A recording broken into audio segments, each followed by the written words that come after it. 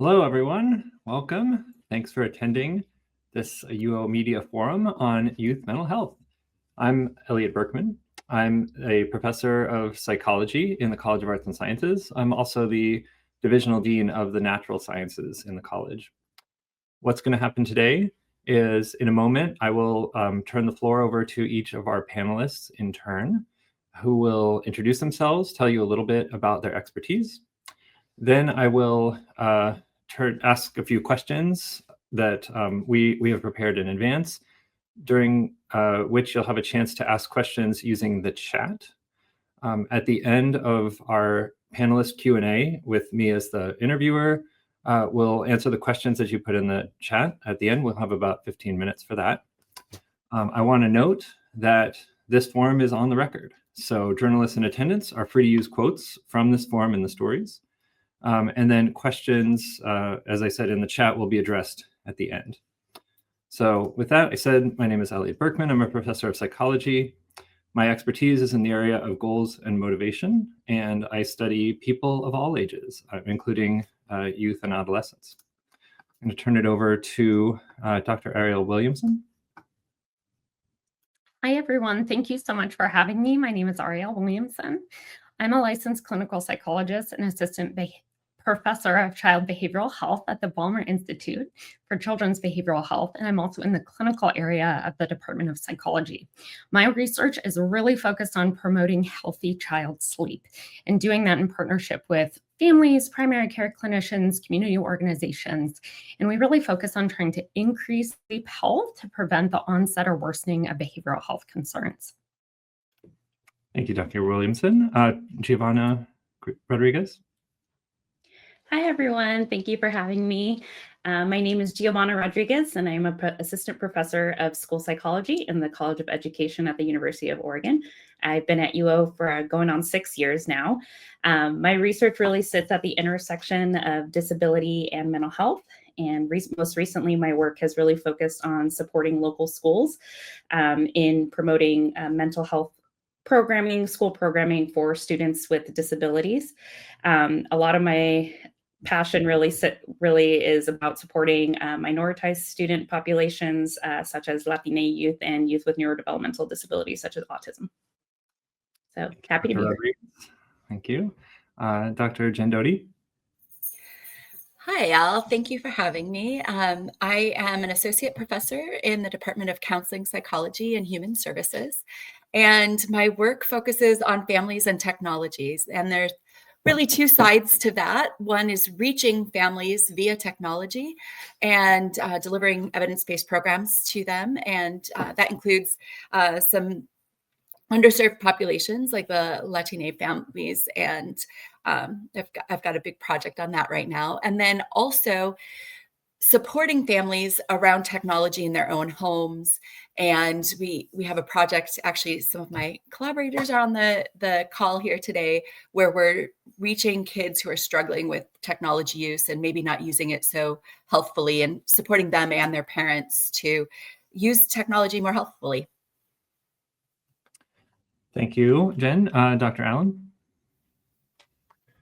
Thank you. And thank you to all the people who are attending. I really appreciate you taking some time to think about this important issue with us. My name's Nick Allen. I'm a professor of clinical psychology here.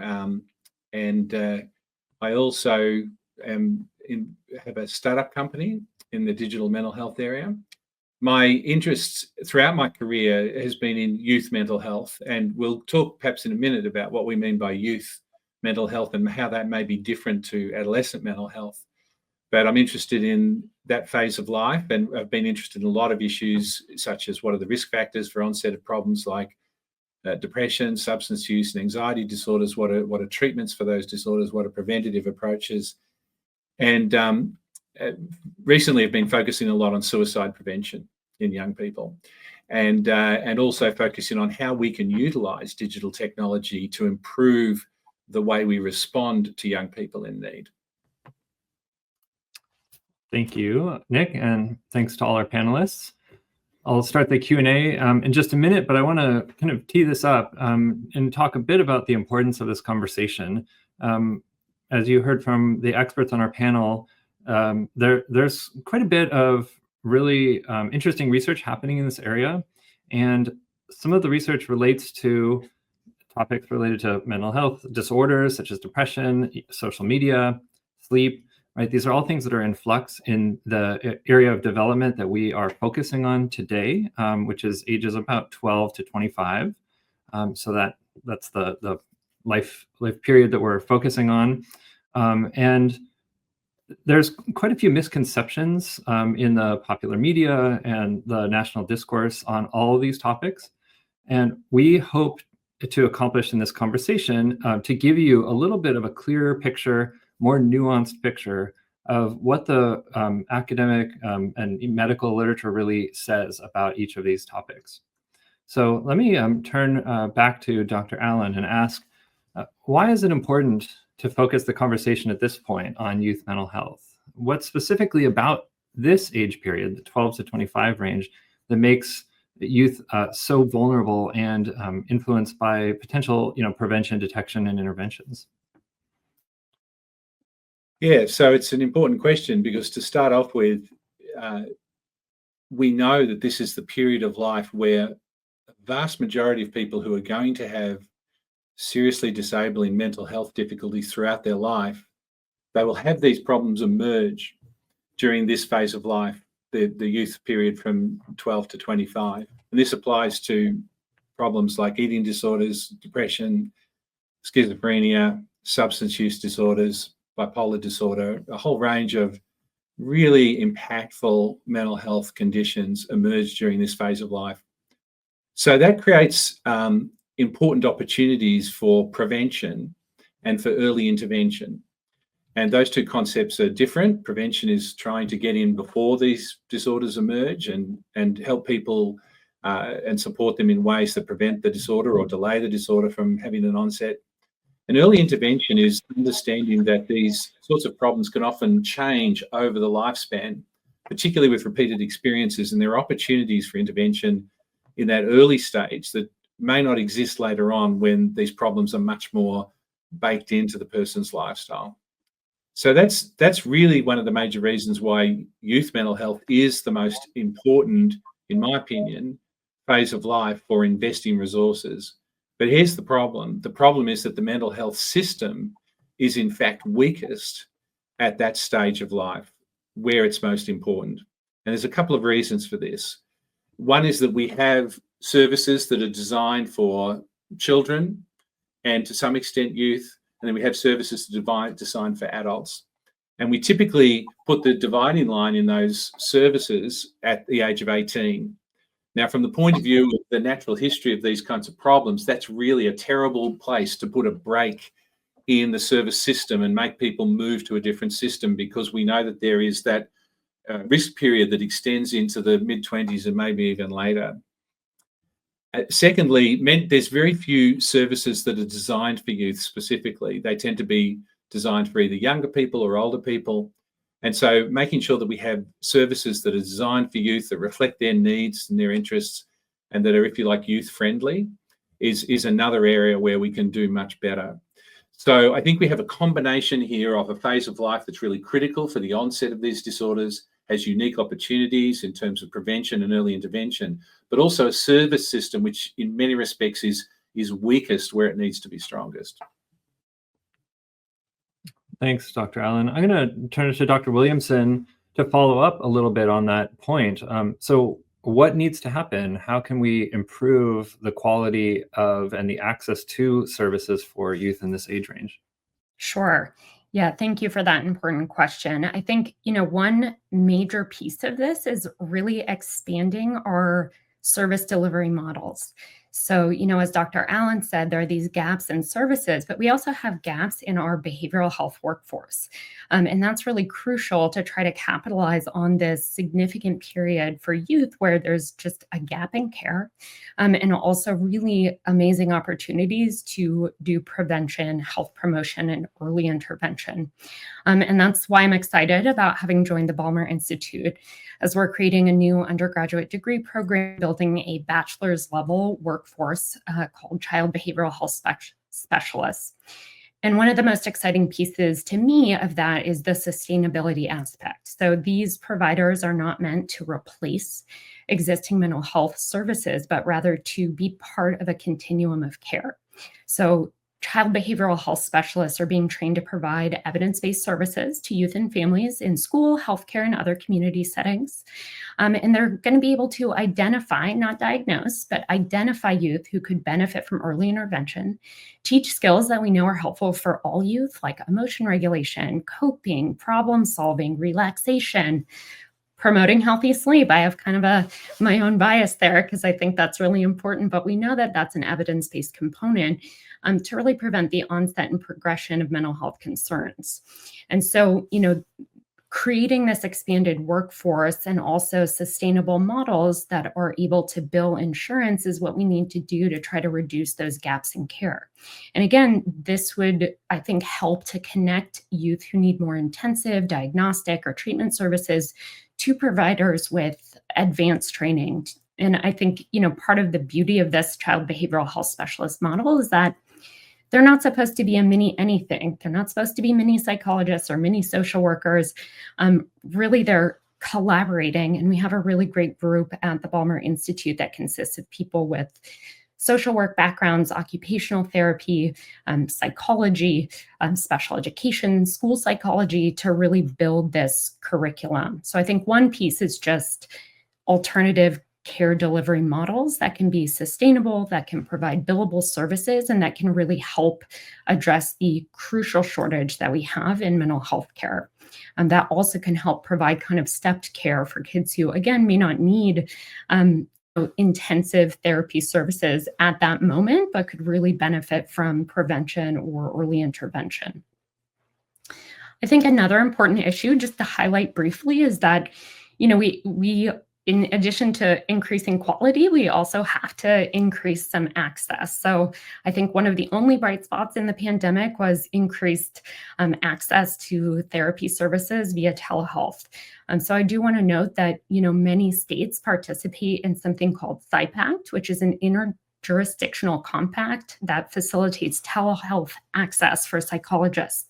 So about 42 of 50 states participate in this. Oregon is not one of them, but I know there's recent legislation. There's a House Bill 3339 that was put forward to support this. And so I think exploring how we can capitalize on telehealth services to, connect youth, especially young adults who are maybe coming to Oregon from out of state to attend university, I think, we have a real opportunity to both, as I mentioned, expand the workforce, but also increase access to care across state lines and via telehealth. Thank you, Dr. Williamson. I do have a follow-up. I'm hearing you describe a real focus on gaps and a pragmatic focus on, what do we need to do to address gaps in access and improve quality. But just, I want to make sure we're all on the same page. You were referring to evidence-based treatments or evidence-based interventions. And that's a bit of a term of art within our field. And Sure. I just, knowing that there's so many, apps out there, there's so many different kinds of treatments. Can you please just give us a kind of a primer on, when psychologists talk about evidence-based treatments, what that really means? Definitely. And I think that there are some important considerations there. I think as a clinician, I also think, and how I train other clinicians, is to take evidence from both the scientific literature.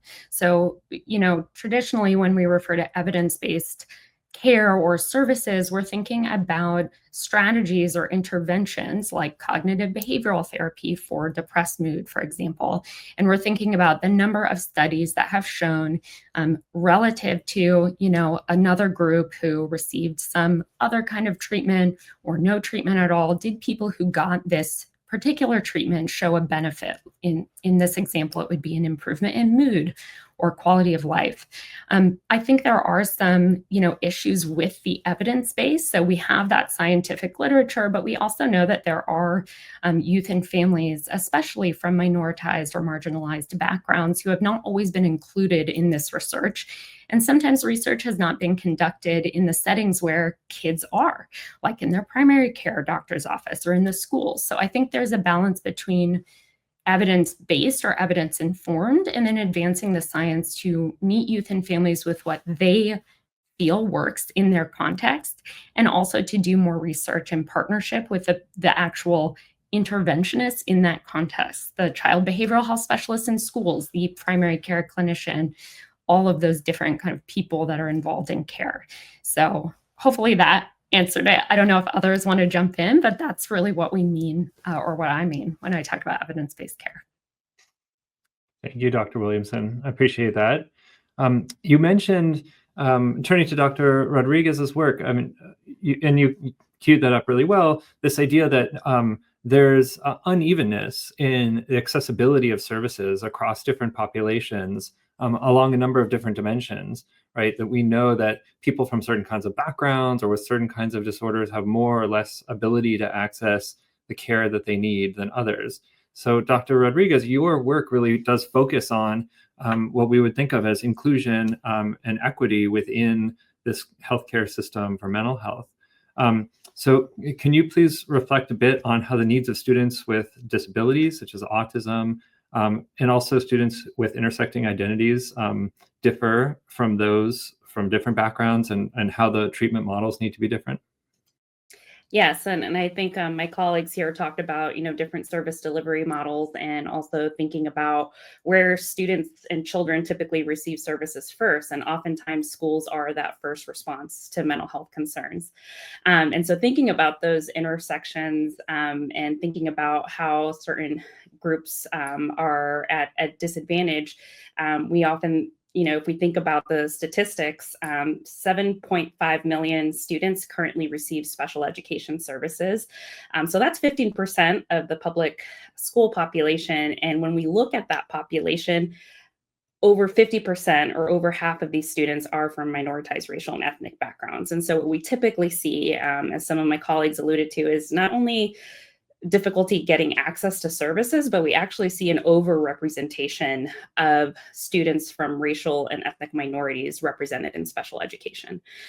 So what we're seeing is that sometimes students get over-identified. That's not to say that they may not be in need of services, but we do see an overrepresentation of these communities in special education.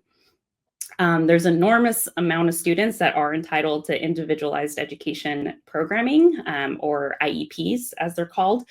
And so often these IEPs provide special education and related services to students that are in need of them. So they have a documented disability and are also in need of additional services. But oftentimes these services don't include mental health support. And that's pretty alarming given that a lot of students with disabilities are 3 to 4 times more likely to need these services and have a diagnosable mental health condition by the time they reach adolescence. And so given this, a lot of my work has focused on autistic youth or youth with autism. And what we see in that community is that we have higher rates of depression, anxiety, and suicidality compared to the general population of neurotypical students. And so what we're hoping is that through a lot of our work that we're addressing the needs of neurodivergent youth, because what we're seeing is that there's a lot of complexity and nuance to mental health conditions in the presence of a disability. So oftentimes schools may have a hard time distinguishing or differentiating disability-specific needs in comparison to mental health needs that may often get masked given some of the disability characteristics in this population of students. So a lot of my work with school teams has been trying to promote more inclusive mental health practices that are really neurodiverse informed and gender affirming, given that we see a lot of gender diversity and neurodiversity in our disability communities. And so we're really hoping to support interventions and supports that embrace autistic identity development and really center the experiences of students with disabilities, given that when we have disability inclusive models in schools, it has a tremendous impact on their outcomes, especially for this population of students that often is at the margins of mental health support. And so we're trying to support schools to create more inclusive models where we're engaging in more equity-centered practices that really include disability as part of the conversation. So hopefully that answers the question. Dr. Rodriguez. That was great. I have a follow-up. I was wondering about how a little bit kind of changing the topic slightly, how populations that you're interested in, you mentioned autism, may or may not have been disproportionately impacted by the changes in learning that happened during the pandemic. I'd heard that some students actually took particularly well to online learning, given some certain social differences that they might have, and I wonder if there's any truth to that, or what you've observed in the literature.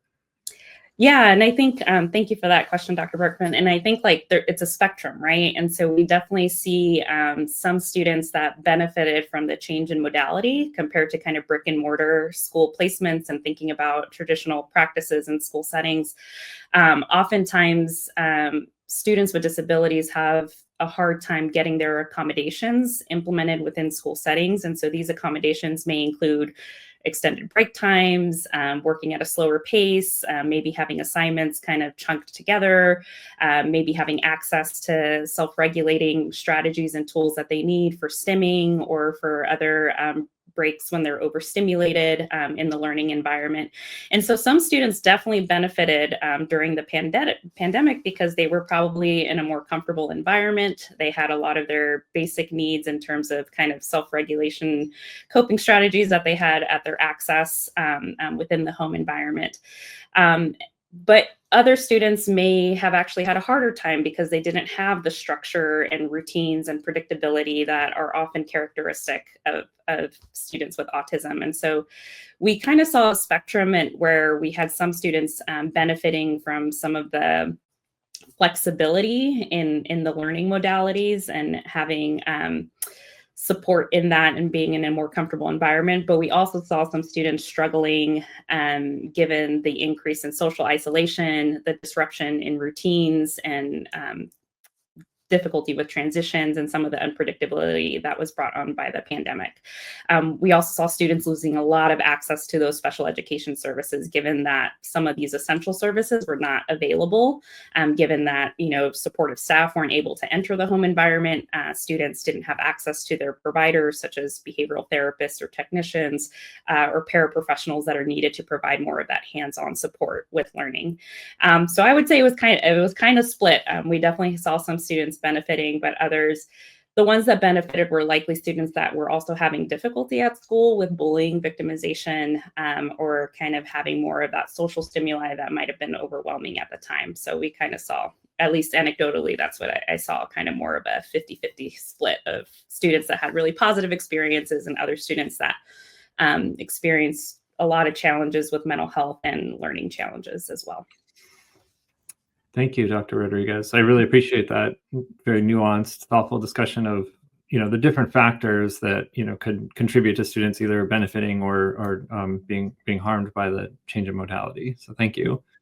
I'm going to turn to Dr. Doty. This is a large topic, so I almost hesitate to sort of crack open this door, but let's talk about teens, technology use, and mental health.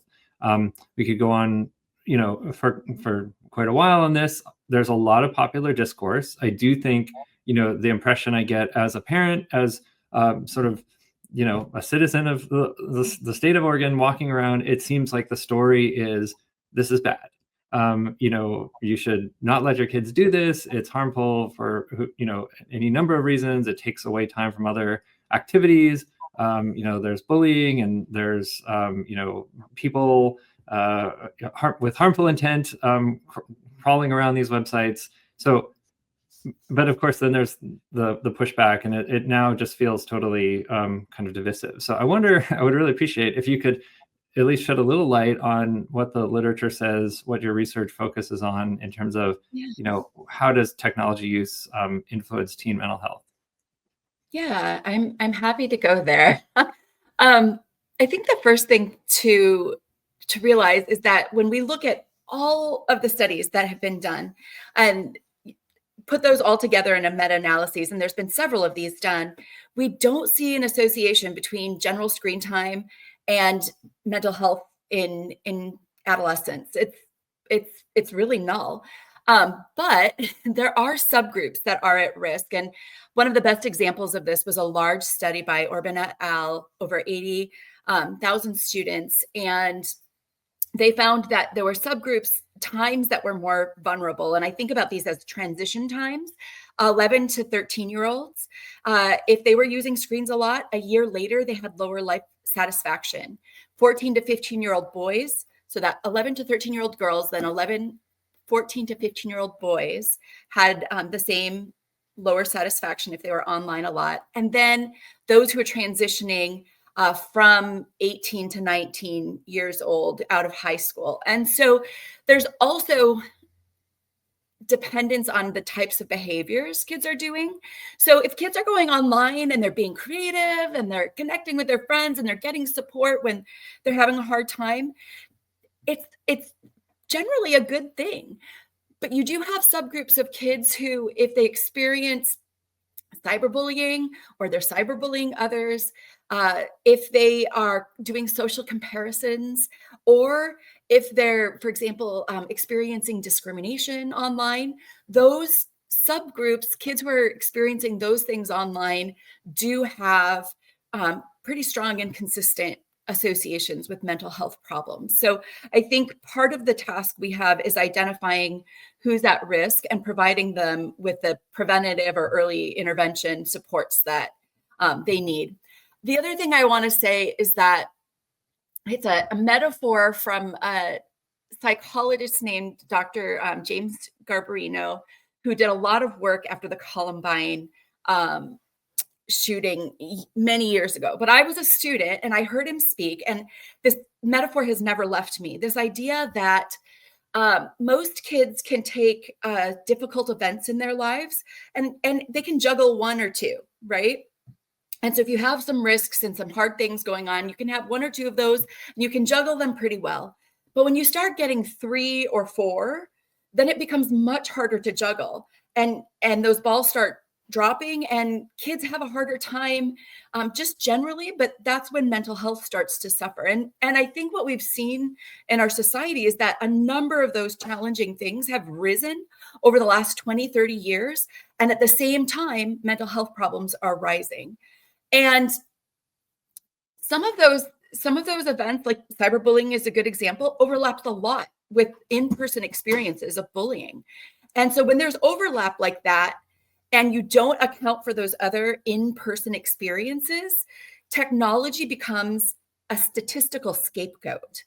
And if we're not accounting for those other experiences that kids are struggling with, then it looks like it's all technology. And there's been some experiments and some studies done with this where statistically, if you put everything back in, technology isn't quite so powerful. But if you only put technology in as the main predictor of mental health, if it has overlap with those other areas, it looks like it's more powerful than it actually is. Thank you, Dr. Jody. I really appreciate that. And I mean, as you speak, it strikes me the kind of, well, maybe silliness of that position of, screen time is bad. It almost sounds like your answer almost applied to just about anything in life, right? You could ask, is hanging out with other kids good or bad for teenagers, right? And of course, the answer is going to be, well, it depends, right? It depends what they're doing. Are they being bullied? Right? What are the kids saying to them? Are they bullying? Are they being discriminated against as part of their peer group? So as a follow-up, my thought is just, is this, well, I don't want to get too much into the kind of moral panic idea, but I guess what is special, or if anything, about kind of, digital activity or online activity? Or would you, from the perspective of a clinician, think about it really like any other kind of activity where there's pros and cons, and it can be good, it can be bad, depending on the details of who you are, what life stage you're at, what is actually happening in that activity? Yeah, well, I come about this as a prevention scientist. I'm actually not a clinician, I'm a preventionist. And so really identifying kind of who's at risk, who might benefit from support is really the way I think about it. We've been developing some strategies to help kids think about technology in a more mindful way, to be self-aware of how they feel when they go online. And I also talk a lot with parents about what's developmentally appropriate. So and I think about this as what you would allow your child to do in person, you may allow them to do online. But you're not going to let your 8-year-old typically go into Grand Central Station and navigate Grand Central Station alone. But your 16-year-old, especially if they have some experience with that, are going to be just fine. And so really thinking about that in terms of development, and every kid is different. So I think that hard and fast rules across everyone probably doesn't work. So really inviting families and teens themselves to think about their technology use in a mindful way, and to make plans that make sense for them, and for families to think about their own values is the strategy that I think works best. It's caution and flexibility, but also let's not panic. Great advice. Thank you, Dr. Doty. At this point, I want to remind our listeners and viewers to put questions that you have in the chat, and we'll turn to those in just a minute. While people are thinking and typing, I have a few kind of timely questions that I thought I would pose to our panelists. One is, we have a new administration at the federal level. It's clear that administration is set on making dramatic changes to many aspects of life, but particularly around the federal government, how it functions, what it spends money on. And so for the panelists, I want to know, what are you focused on within this changing context? Maybe Nick, you can go first. Sure. Well, an issue that's on my mind a lot at the moment is transgender youth. And I think the reason that that's a really important topic is because, as we know, issues around transgender people became very strongly discussed during the election. And of course, the current administration has taken a very clear position with respect to these issues, which is now going to be, worked through the courts and so forth. But here's what I think we should not lose sight of in all this. There are certain facts that are undeniable, and one of them is that young people with gender dysphoria and other experiences like that have an extremely high rate of mental health difficulties, including suicide. So I think, irrespective of one's political position or one's ideological position about the nature of gender and sex and how we should think about that, there's also the question of these young people who are having certain experiences and experiencing certain risk factors. And we need to have a response to them that is caring and that is supporting their health and well-being. And I would think that that's something that we could all agree on. And so then the question becomes, how do we do that? And that's where I think we need to look at it from a number of different perspectives. But I do think the perspective of mental health is a very important lens to approach this question. And I think it does help to reframe some of these issues and focus on how can we respond compassionately, with caring and with support to people who are clearly a high-risk group for mental health difficulties. So that's one issue. It's not. I hasten to add, it's not a specific area of work that I've worked in, but I am thinking about it a lot right now. And I do think that as mental health professionals, we have a particular responsibility to focus on the mental health concerns of this group of people. Thanks, Nick. I suspect we may circle back. Ariel, what's on your mind these days?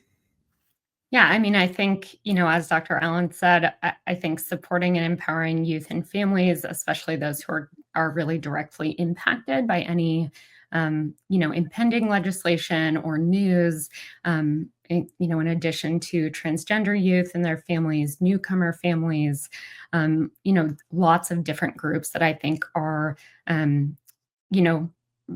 in need of more responsive behavioral health support. But I also think about continuing efforts and increasing efforts to really diversify our behavioral health workforce. And that includes both in the types of providers that we have, but also the representation of providers so that we can help youth and families see themselves in their clinician across a whole dimension of background characteristics. So I think really continuing to build the field and grow the field and be responsive to the nuanced discussion we've had here about mental health, but also in really trying to reduce inequities that families face. Thank you. And Jen? Yeah. One of the things I've been really thinking about is how we as adults are modeling to our kids and the kids around us what we can do in our communities and in our everyday lives.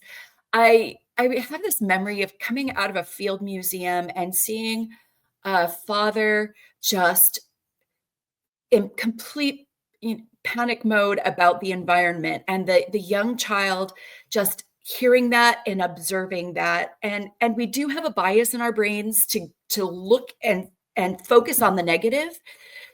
But I would encourage parents and to think carefully about what they're modeling to their kids, both in the area of technology. So are they on technology all the time in front of their kids, or are they ignoring their kids and with their tech, or are they engaging with their kids?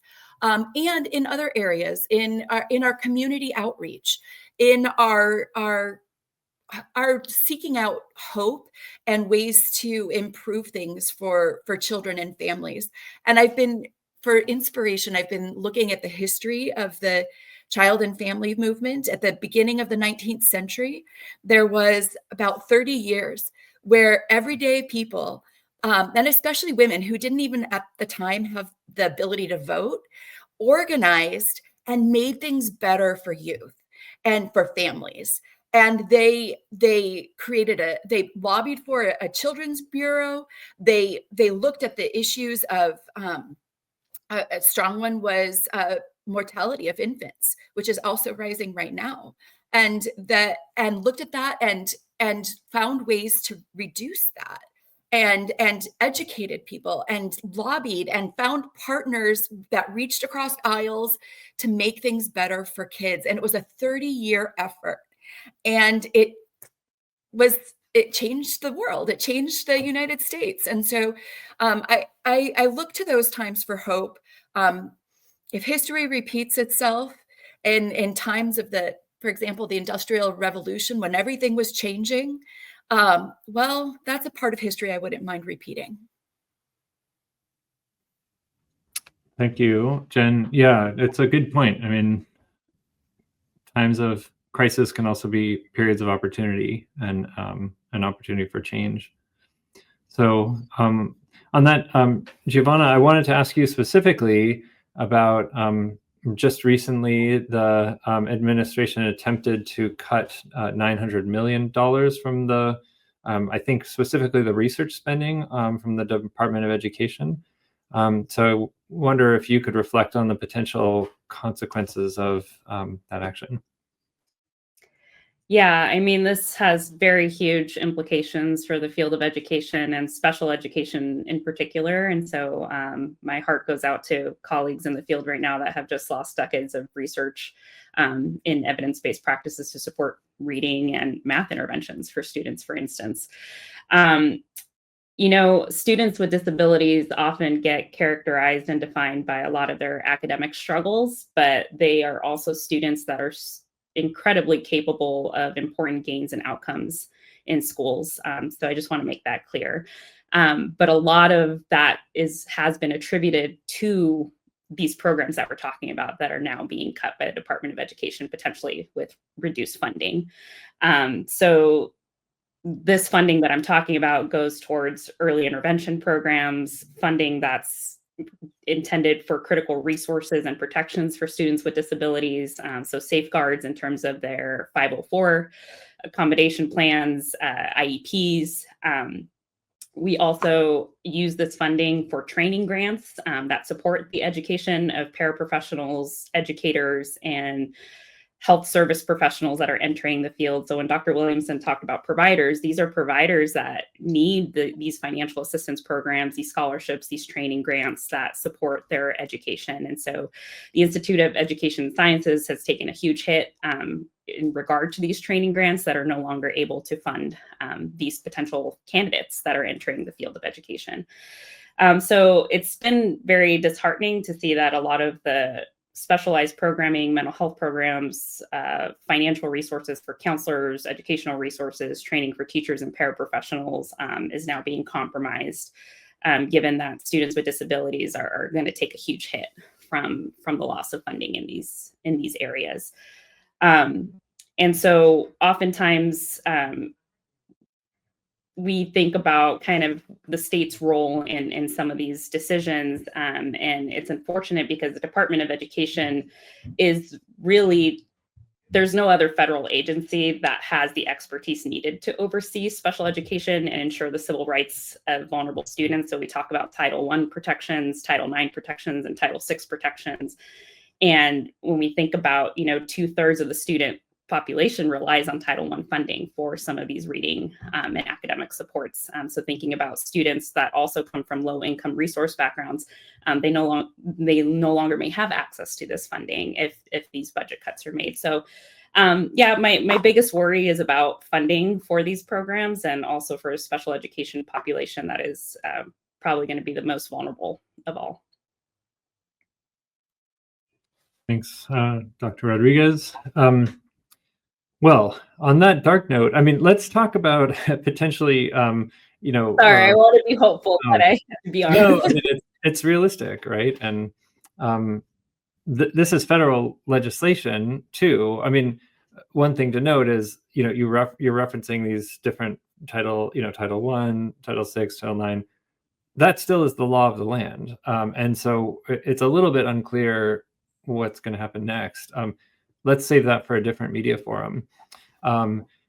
Nick, on the kind of, let's not say bright side, but potential upside, we heard from Dr. Doty that social media is not necessarily harmful, just, per se.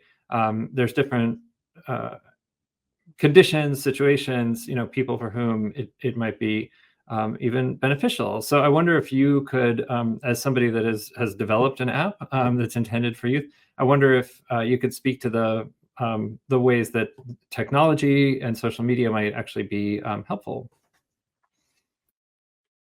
Yes, so I think that, with every piece of new technology that we develop and bring into society, there are risks and there are opportunities. And I think as a society, as we learn more about those kinds of technologies, whether it be the automobile or the printing press or anything that's been invented, there is always, some risks that need to be understood and managed, and they can be managed by things like education, regulation, better design.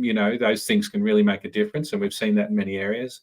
But there's also opportunities that they open up for new ways of doing things. And one of the things that we've touched on here is that the healthcare system is often not strong in its response to the mental healthcare needs of youth, and in many ways we're stuck with a particular way of offering services that's very antiquated, that hasn't changed a lot in about 100 years. You have an appointment with a professional, you go and see them, you sit in the waiting room, then they do something to you that's meant to fix you, and then you go away. It's a very old-fashioned way. It works very well for a lot of conditions, but in behavioral healthcare, what we really want are methods that allow people to be able to change their behaviors in positive and health supporting ways. And to do that, this kind of like consultation-based approach may not be the best way to do things. And so to get back to the technology provides unique opportunities because it is ubiquitous. The phone is in your pocket all the time. It's collecting data on behavior that can be used to understand context and risk and needs. At the moment, of course, it's mainly used to target you with advertising. So wouldn't it be great if we took that methodology, packaged it up in an appropriately privacy respecting way, and used it to empower people in terms of their healthcare? And that then you can also start to deliver interventions in what we call a just-in-time way. In other words, an intervention that arrives to support people's positive behaviour change at the time when that will be most effective for them. And so we're really in the early days of this kind of approach and developing it and understanding it. But these are some of the opportunities that are opened up by technology. And I think, one framing that I quite like when we're thinking about technology and youth is that a lot of our discussion is about, we can think about it in terms of young people's rights, and a lot of it is about what we call protective rights, that young people have the right to be protected from harmful things. And that's, of course, very important. But young people also have participatory rights, the right to participate in things that are important to their life and their future. And, digital technology, I would put to you, is one of those things where young people should be encouraged and supported to participate, but with a proper education, regulation and good design, because it's going to be very important to their life, their work life, their social life, etc. So I think, along with some of the risks and dangers which do need to be understood and managed, it's also a time of opportunity to rethink how we do things and maybe do them in a way that's more responsive to people's needs. I appreciate that, Dr. Allen. Thank you. Just a reminder to the audience, to the extent that you have questions, please go ahead and type them in the chat. We're happy to address them at this point. We also encourage you to reach out to me or any of our panelists with follow-ups offline. But Dr. Allen just teed that up, this question of the right to participate in this really important kind of social conversation that's largely now happening online in the digital space. So Dr. Doty, I wonder what would your advice for parents be to help sort of scaffold that? I really like the metaphor that you presented about Grand Central Station, and to me that highlights you need to be sensitive to the developmental stage and what's appropriate for a child at a given time. And so if you could sort of guide us through, how does a parent, metaphorically hold the hand of the child and walk them through the station in a way that will be beneficial and provide a learning experience to the child? Oh, and you're muted. Thank you. I'd like to talk about that within the family, and then I'd like to kind of talk about families addressing some of those issues of design and regulation. So first, for families, we have a tech parenting metaphor or framework that we use. It's an acronym, and it goes with TECH, tech. T is talk to your kids about technology, about what they're doing, get those conversations going, strike a tone of curiosity so that they can just tell you what they're doing online. And that might occasionally mean that parents have to hold their tongue and self-regulate a little bit if something shocking is shared, right?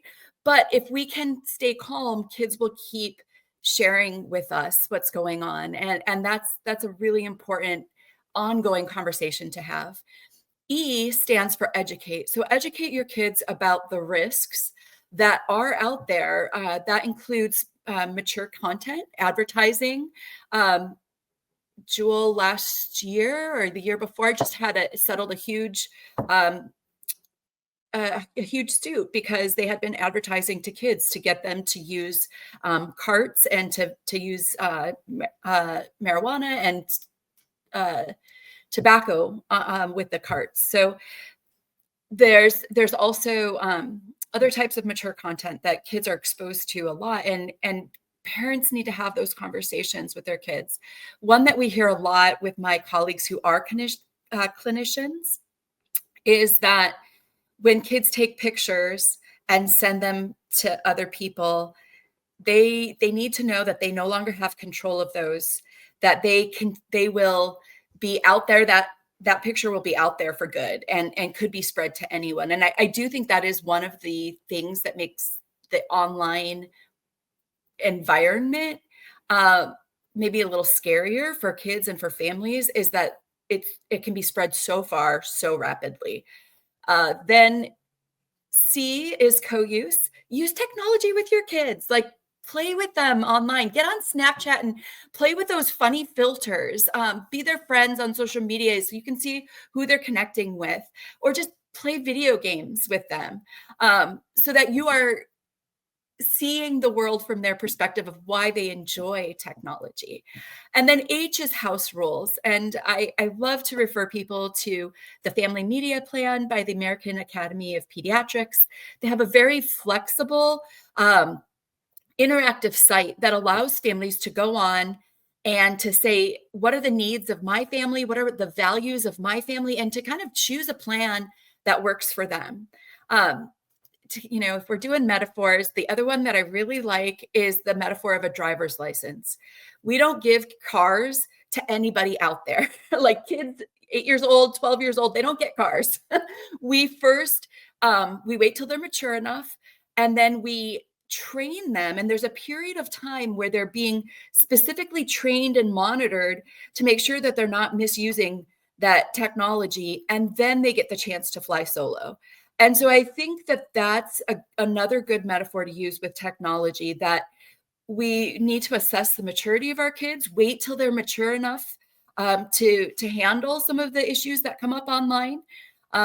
Kids who are older, 16, 17, 18, often say in the research that we've conducted that we wished we had had more guidance when we were younger. Then the other thing that I want to say is kind of going back to that child and family movement in the early 1900s. People organized to demand safety for their kids. And the regulations and the changes that need to be made to technology to be safer for our kids, I think that's something that we can ask for. We've seen when parents wrote an open letter and partnered with researchers and asked for Apple to create family parents software to regulate their family, they responded. Recently, all the pressure that was on the social media companies, even though the law didn't get passed to do some of the regulations that were asked for, there were changes, and parent controls or parent devices that were put onto Instagram. So there were some changes made. However, I would say that the solution isn't necessarily controlling our kids with like technology. That backfires. We've seen it backfire in the research, where kids who are, particularly in the US, if their parents are solely relying on controlling their kids, that kids are 10 steps ahead of parents most of the time. And they often go around those technology controls. The best thing parents can do is have focus on that relationship and that open conversation, and really have an ongoing discussion about what technology means in their lives. Thank you, Dr. Doty. I appreciate that. Yeah, absolutely. I had my 13-year-old show me how to install parental controls on on a social media app. So speaking of them being ahead. So we do have a question in the chat from Natalie Pate. And what I would like to do is just popcorn around and give each of our panelists a minute to, let's say about a minute to respond. The question is a good one. Which is, what stories are journalists missing right now? Or particularly if we weren't talking about the federal administration, would that it were, what should we be talking about? And as you're thinking, I'll just say, I'll go first. And reflecting on what we've heard today, I think it's a kind of invisible story is just the amazing innovation and creativity that's happening on the treatment and prevention side, where I really see clinicians thinking outside the box about how to push beyond the traditional face-to-face therapeutic models in response to these substantial challenges of people are not in person necessarily, right? There's not access for everybody in person. So you have to think about how you use digital tools. We don't really have resources in schools to be able to have that classic, guidance counselor meeting one-on-one with everybody. So we need to invent brand new treatment models. And that work is happening. It's really inspiring. We haven't talked about peer models, peer-to-peer therapy, which is actually for this age range, I think really, really important. A great way to build that therapeutic alliance, as it were. Again, these aren't folks necessarily doing therapy, but to what extent can there be peer models where you're helping, you're supporting, you're preventing? I think there's a lot going on that is kind of missed. So I'll turn to Dr. Williamson. I wonder if you have sort of follow-up thoughts about that question. Yeah, thank you so much. And thanks for the excellent question. I mean, I think at this point, I am mostly focused on the importance of just understanding what youth and family perceive they need and what their strengths are in that context of mental health services, including innovative ways to access mental health care, because it's not just about access, as Dr. Allen discussed as well, it's also about the quality of care and how responsive that is to youth and families. So I think highlighting really great models of behavioral health care provision that are going on. I'm most familiar with those in the city of Portland, and a lot of those organizations sit on the community advisory board for the Ballmer Institute, and you can find that on the Ballmer Institute's website. But those organizations often are providing as well culturally responsive or embedded services with youth leaders, with community leaders that I think are just incredible and really highlight strengths amidst the discussion of kind of barriers and challenges. Thank you. Dr. Rodriguez, what is missing in the media right now? Yeah, I mean, I think we talked, what both of you said, I think is really important. And I also think within the schools and the students I work with, so I work with high school students with disabilities. And I think oftentimes their mental health concerns, we focus at the individual level and look at individual factors. And I really hope that we don't underestimate how climate factors also impact youth mental health. So thinking about these students that are embedded in systems of care in schools and community agencies, thinking about their cultural safety. So a lot of them have intersecting identities that right now are being targeted. And so thinking about how we can promote cultural safety within these spaces so that students feel seen and heard and feel like they have some agency in the choices they're making, not only for their mental health, but for their educational journeys and also for their life outcomes. Thank you. Dr. Allen? So in 1 minute or less, there's a lot of things I could suggest, but one thing I'd like to throw into the mix is that I think there's a very important story to be explored around young men. Now, I want to make it clear that this does not in any way shouldn't be considered competitive with or more important than the needs of young women who clearly have a range of mental health needs that require a very strong response and a very supportive response. But I do think if the needs of young men is a very important thing right now at our time in history. If anyone wants to talk about it, I've got a lot to say. But I think if you want to understand a range of phenomena that we're concerned with, school shootings, patterns of suicide, and even, dare I say, the last election, then I think you need to look at what's happening to young men. Thank you, Dr. Allen. Dr. Doty, thoughts on what is missing media coverage right now? Yeah, I just have to agree with Dr. Allen on that last point. Excellent book on that, of Boys and Men. And it really kind of encourages us to stay away from the talking points and look at things more nuanced in a more nuanced way. I guess in closing and thinking about like the areas that we're missing, I hope that we don't lose sight of the light that has been shown on loneliness, parent stress, social media, that our last Surgeon General really focused on. And I'd like to, I guess, just echo the final prescription that he gave. That's Vivek Murthy. And really, when we allow fear and reaction to guide us, we become more and more isolated. And when we can focus on the ways that we connect and in community, we can heal some of these mental health problems. And that was a big focus in the last few years. And I hope we don't lose that focus.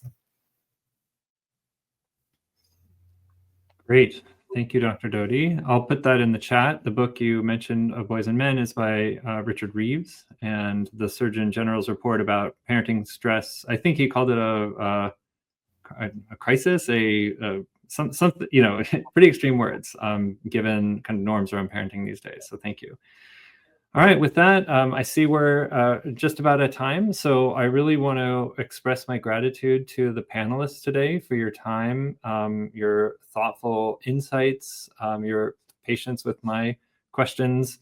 And thanks so much to all those who attended. We really appreciate your coverage of this very important topic.